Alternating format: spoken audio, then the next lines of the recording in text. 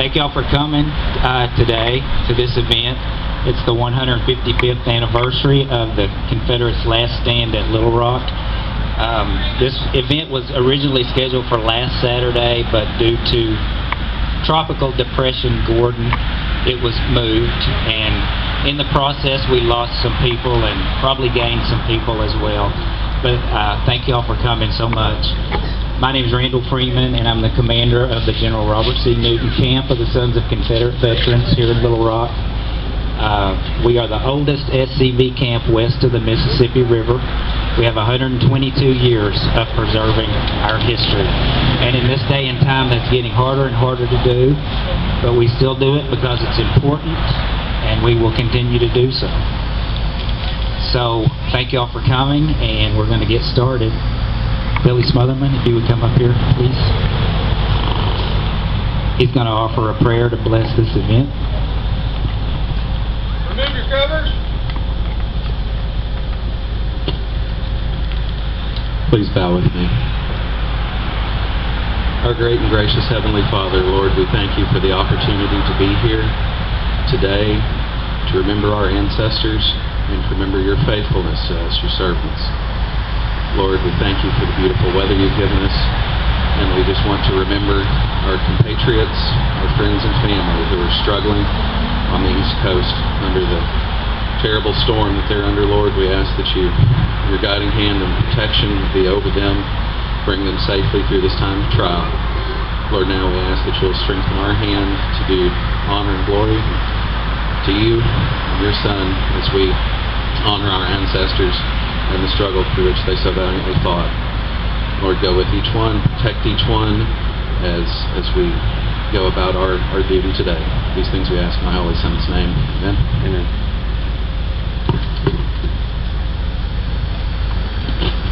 Now we're going to have greetings from the various camps and UDC chapters from around the state. This service is a commemorative event. It is not a celebration of the day we lost our capital, but it is a remembrance of the activities of the 40-day-long Little Rock campaign. We have people here who came from as far as Eureka Springs, Lake Village, Hot Springs, just all over the state, Jonesboro, and I want those people to come and bring greetings from their local areas. So come on up.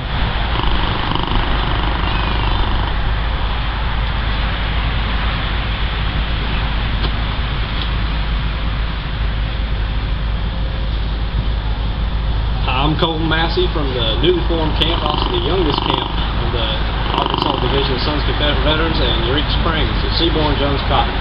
I'd like to thank y'all for coming out today. It's a great day to honor our ancestors and remember the cause that we fought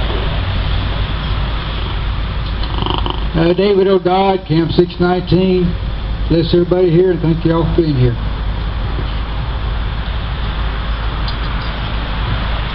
My name is Captain John Malloy. I'm commander of the Bonnie Blue Camp located at Mountain View, Arkansas.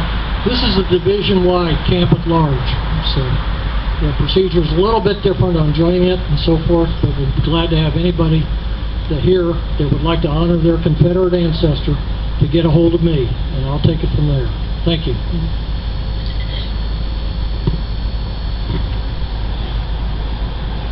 I'm Nicholas Fitzpatrick. I'm the First Lieutenant Commander of the Arkansas Division. I bring greetings on behalf of the division. Thank you for your continued support and helping us preserve our heritage. Thank you.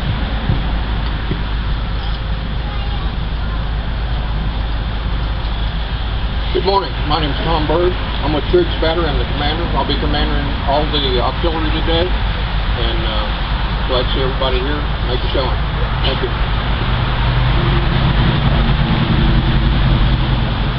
Hi, my name's Adam Whitney. I'm with the Marshals Battery, and we bring greetings, or on behalf of them I bring greetings to all of you. Thank you all for coming. We appreciate it.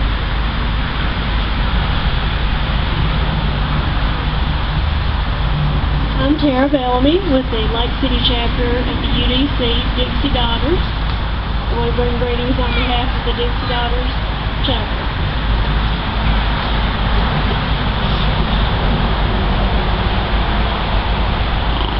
My name is Beverly Webb, and I'm president of the UDC General T.J. Churchill chapter here in Little Rock.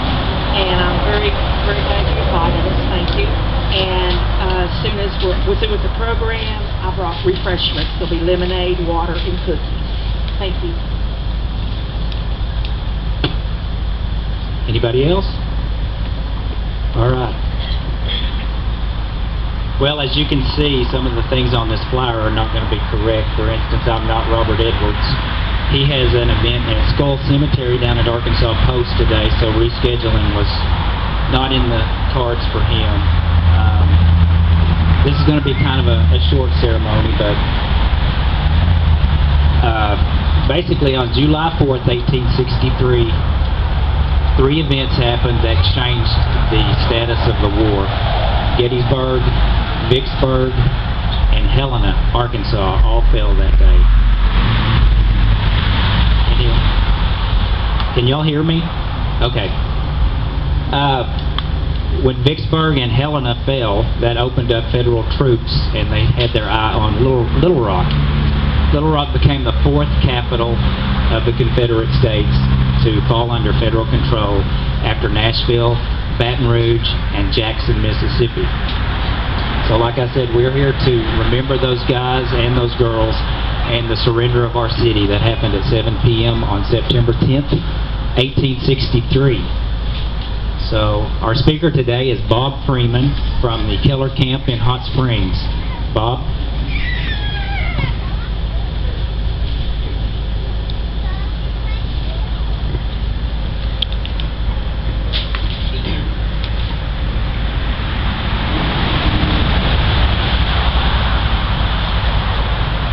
Thank you, Randall. I'm not sure if I need... Can you hear me better? No, you need the mic. So I need the microphone? All right.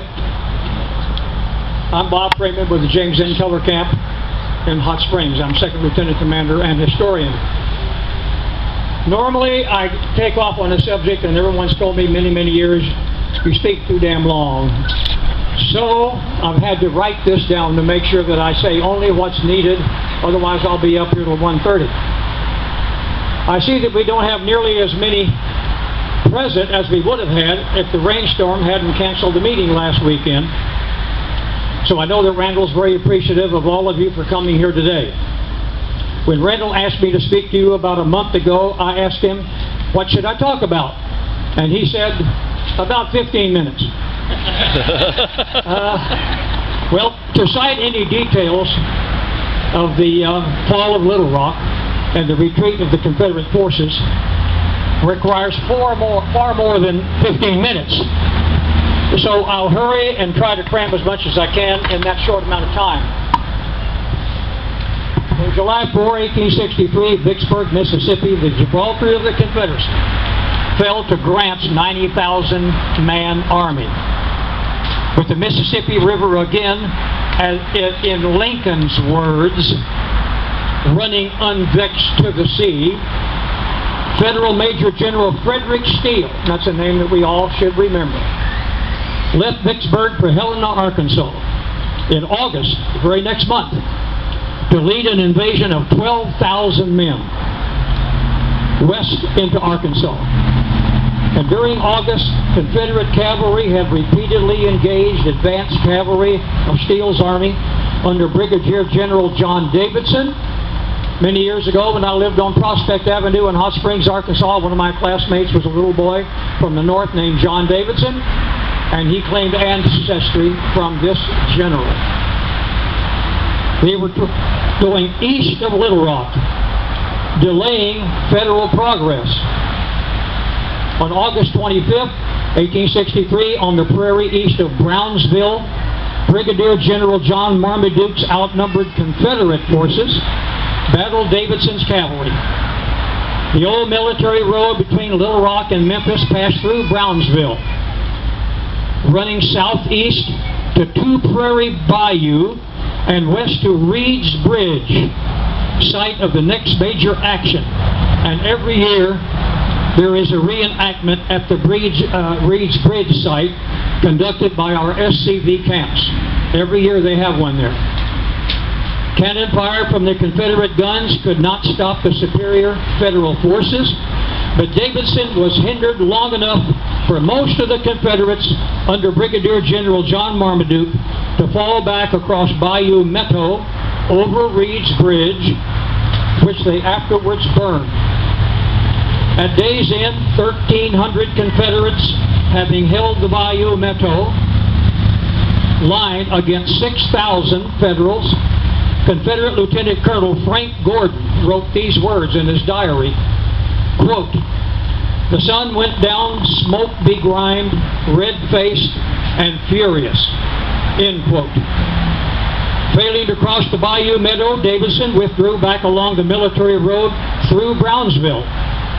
The main body of the Federal Army reached Brownsville on September 2nd, and Steele used the town as a base for probing invasion routes to Little Rock.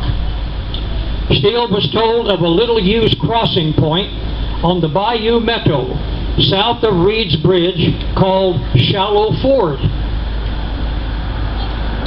The ford had been guarded by Confederates under Colonel Robert Newton, and our camp in Little Rock, and of which Randall is the commander, is named after Robert Newton. He skirmished with Federal troops before withdrawing from the ford to Ashley's Mills. A word about Ashley. Chester A. Ashley was one of our very first United States Senators from Arkansas. He's considered the paradigm of what an Arkansas Senator should be. He was so popular, did so much. A steamboat was named after Chester Ashley. It carried troops to the line on that ship to the Mississippi River during the war. At Shallow Ford, the Federal cavalry arrived at the west side of Bayou Meadow on the morning of September the 6th, then continued on towards Ashley's Mills and the waiting Confederate cavalry under Colonel Robert Newton. They were attacked on the morning of December 7th by Steele's advanced cavalry. Newton's command was driven back towards the Arkansas River, and fighting was fierce between the opposing forces on September 8th and 9th, while they were getting closer and closer to Little Rock. Opposite Ashley's Mills on Walker's Corner Road still sits the Chester Ashley House in as fine condition as this house right here. Confederate forces fell back across the Arkansas River, and on September the 9th, the Federal troops reached the river. Steele sent part of his force under the command of Davidson across the river at Terry's Ferry, while his main body proceeded north to the river to attack the entrenched Confederates. And during the night of September the 9th, Davidson threw a pontoon bridge across the river at Terry's Ferry, which is roughly today where the Main Street bridge crosses the Arkansas River. To cover Davidson's crossings, cannons were placed north of the river to command all points on the south side, the opposite shore, from which the Confederates might assail the bridgehead. On the morning of September the 10th, and this is the day, a regiment of infantry crossed first, followed by Davidson's cavalry. The infantry then returned to the north bank of the river. The purpose of the infantry crossing over was twofold: to protect the cavalry's crossing, and later to cause the Confederate commander, Major General Sterling Price, old Pat Price, to think the main body of Steele's army was crossing the river to attack from the south and the east, tried to fool him. Fearing he would be outflanked and cut off from army retreat, Price ordered a general withdrawal of his men from the fortifications north of the river, which extended from Big Rock along present Park Hill to the current intersection of Highway 70 and Highway 131.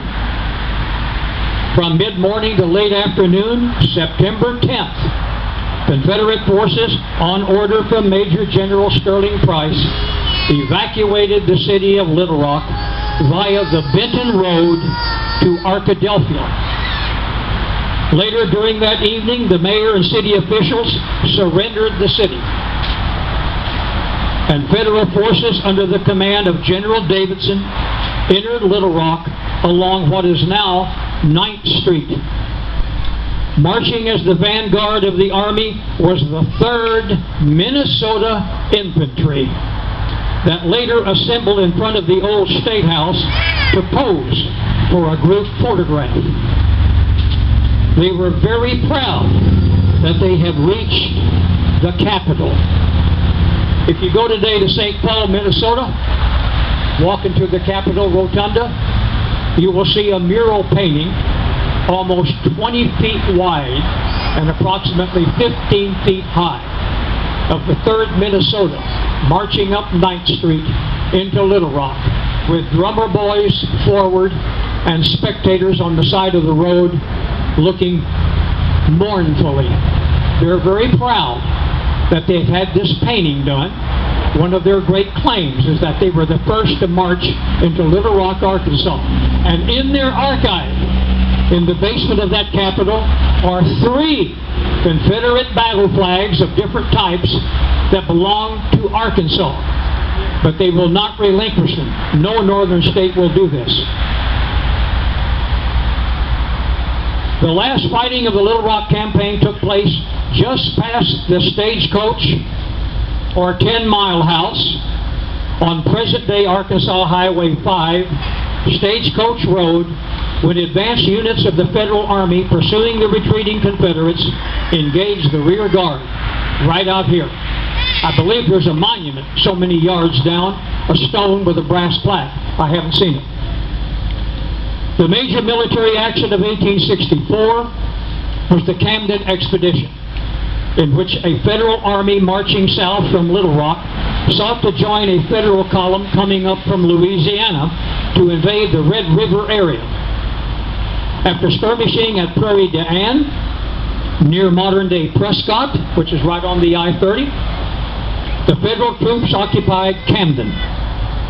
Federal supply wagons were destroyed at Poison Spring and Mark's Mill by General Fagan, Marmaduke, Mosley Parsons, in a gallant way, forcing the Federal Army to turn tail and retreat back to Little Rock. Steele called it quits, and back they went. On April 30, 1864, the Federal Army held off a Confederate attempt to cut them off at Jenkins Ferry on the Saline River. It was probably the last fierce battle fought in Arkansas. General officers were killed on the riverbank, including General Sorrells. The casualties were so high that many were taken to the former military school town of Tulip in Dallas County. That is why so many graveyards exist in that area.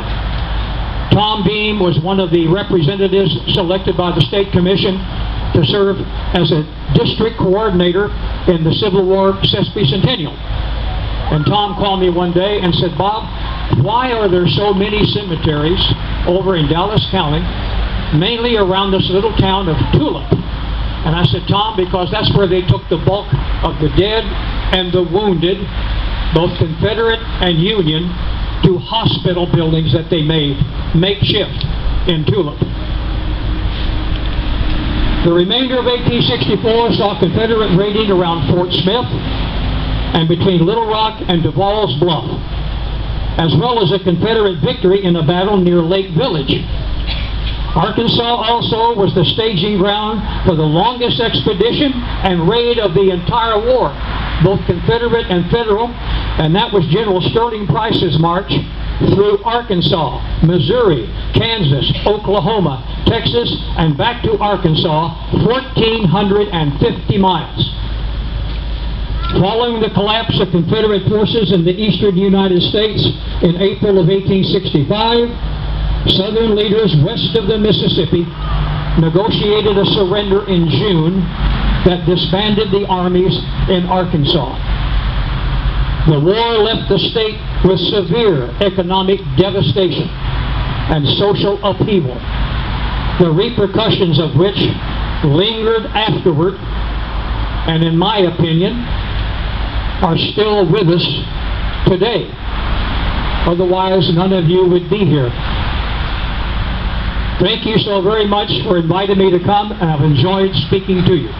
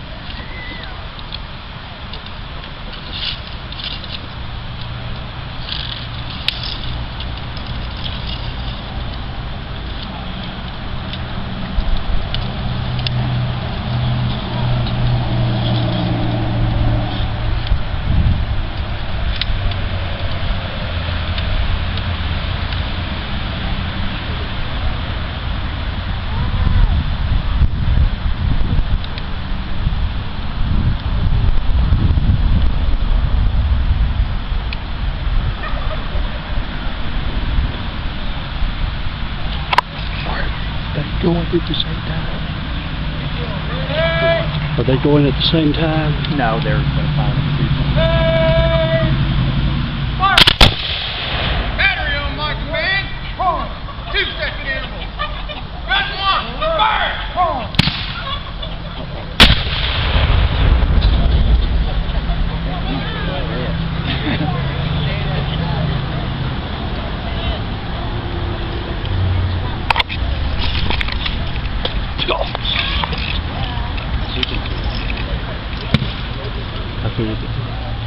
Feathers fly.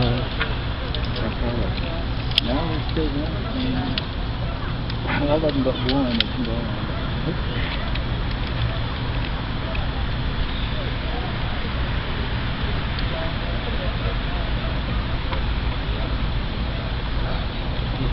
I'll get the cap on there.